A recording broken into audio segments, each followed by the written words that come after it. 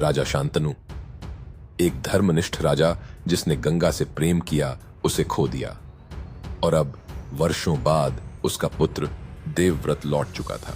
गंगा ने उसे राजा को सौंपते हुए कहा, यह है तुम्हारा पुत्र देवव्रत।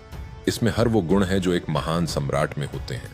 राजा का हृदय संतोष से भर गया। देवव्रत अब राजमहल में था, लेकिन कहानी यहां खत्म नहीं होती।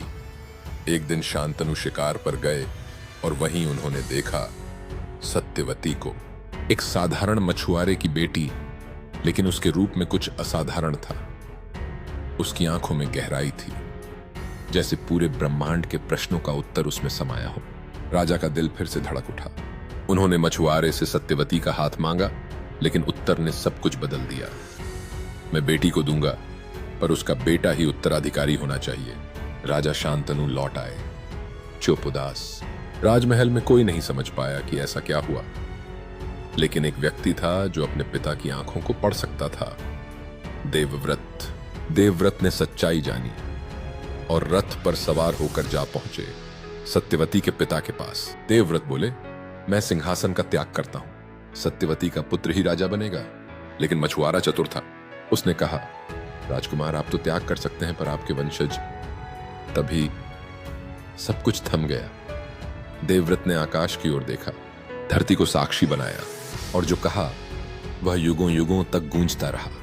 मैं प्रतिज्ञा करता हूं, आजन्म ब्रह्मचारी रहूंगा, कभी विवाह नहीं करूंगा, कभी संतान नहीं होगी और जीवन भर हस्तिनापुर की सेवा करूंगा। बिना किसी मोह के स्वर्ग में पुष्प वर्षा होने लगी। गंधर्वों ने गान गाए, देवताओं ने उन्हें भीष्म नाम दिया। राजा शांतनु ने जब सुना तो बेटे को गले लगाकर फूट फूट कर रो पड़े और दिया वरदान, तुम तब तक नहीं मरोगे जब तक स्वयं मृत्यु को आमंत्रण न दोगे।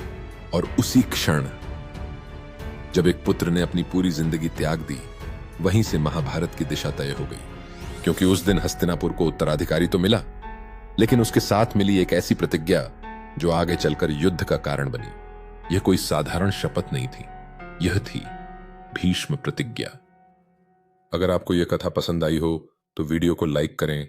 महाभारत की अगली रहस्यमयी कहानियों के लिए सब्सक्राइब जरूर करें और कमेंट करके बताइए, क्या आप ऐसी प्रतिज्ञा निभा सकते हैं?